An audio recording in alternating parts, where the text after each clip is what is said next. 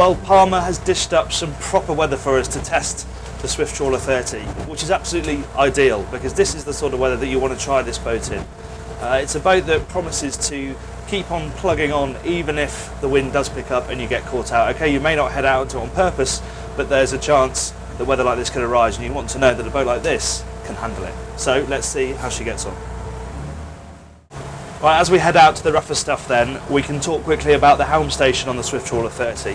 And it's quite similar to the 34 in that you can stand up really easily, which is something I really like. You've got this big sailing boat-esque wheel, and you can really get nice and close to the helm. You'll feel close to the bow. You can really easily see the wave patterns, which I really like. Of course, you can sit down as well. This seat bolsters so two of you can sit and face forward, but I absolutely love this driving position. It's really nice and stable. You have a fantastic view and you can easily look both sides. The helm station itself is pretty pared back. There's a lot of fiberglass on show, but it's very clear, very concise, easy to see and use everything. Could just do with a little bit more finesse in the finish, I would say. Right, so yeah, proper sea out here now. A real good test for this boat's hull and its propulsion system, and it really does handle it remarkably well, I have to say. It's a very solid hull form. It takes these troughs, although it's quite wet. I mean, it's a semi-displacement boat, so it does blow quite a lot of spray over you. It lands nice and softly, and you have a lot of confidence in the way it handles these sorts of conditions.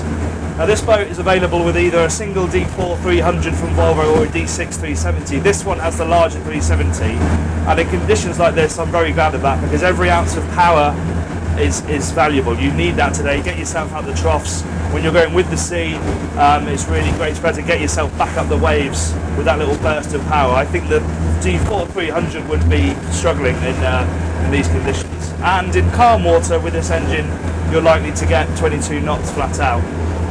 Conditions today, we've only seen about 18, but that's hardly surprising given how rough it is out here. So if we just turn her directly into the waves, there are some big old troughs out here. But I mean, we're doing 15 knots now, and she's plugging into it absolutely no problem. Really is taking it right in her stride. And it's only a 30-foot boat, you have to remember that. This is not a big boat, but it is coping remarkably well. What is a proper sea? God, it's like being back home. So now we've stopped bashing around out at sea, we can come into the interior and appreciate the intelligent use of space on board the Swift Trawler 30, and that starts in the cockpit, where they have a very clever transom arrangement. It's a standard feature where it opens and then splits completely so that you can put the table out there and sit overlooking the water on the bathing platform. There's also the option to have seats built into the transom too, which makes dining obviously even easier. There's also clever little details like the ladder here that can be clamped hard up against these doors here to give you a bit more space in the cockpit, and there's more clever detail if we move into the saloon a little bit further. So in here, it's quite similar to the Swift Trawler 34 for those of you who are familiar with that boat. This is also a bed. You can have the sofa that slides out here, although you sleep this way as opposed to across the boat like you do on the Swift Trawler 34. And this table's quite clever because it lives in here, slides underneath this unit here, so it's nice and secure, but can easily be lifted out and taken into the cockpit. And beneath that is where you have access to the single diesel engine. We spoke a bit about the helm out at sea, but it's worth pointing out just how well this whole area works. It's so practical. It's so easy for single-handed skippers as well, because you can so quickly and easily get out onto the deck. It has a really wide opening as well, and then you have the boarding gate there as well, so you can be from the steering wheel to the pontoon in a matter of seconds. Now let's go and have a look at the accommodation. So down here there are two layout options. This boat has what I think is the best, which is the master cabin here, which is a good sized double bed. It's pretty tight at the end of the bed. You're not going to be able to get changed here, but they have cleverly used split doors so you get a bit more space. But what's good about this particular layout is that you have a split toilet and shower. So behind this natty sliding door to starboard you have the toilet, sink and a bit of storage. And then on this side to port, that's where a big shower cubicle is.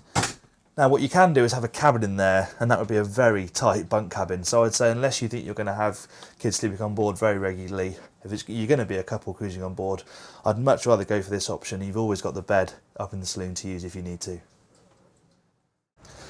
Before the rain arrives, we should probably check out the Flybridge. Now, when I saw this boat for the first time at London Boat Show, I commented that I thought the Flybridge needed a bit of work, and I still think that. It still has very low slung furniture, the backrests are very tall and very upright, they don't look great from off the boat, and it's just all a little bit uncomfortable. Same with the helm seat, all a bit basic.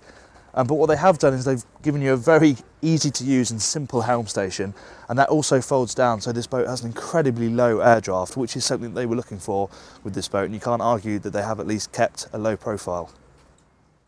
Another minor criticism would be the size of this port side deck. Now, I know they haven't got much room to play with, and the starboard one is huge, but this one is pretty difficult to get up and down. But as a whole, it is a brilliant package, the Swift Trawler 30. If you can get the price right, this one here is really specced up to the teeth. It's about 310,000 euros. If you can get one for 200k in the UK, then I think you'd feel like you've got a really good package. And what it is something that's very capable. It will definitely look after you, and it's proved that today out here in Palma.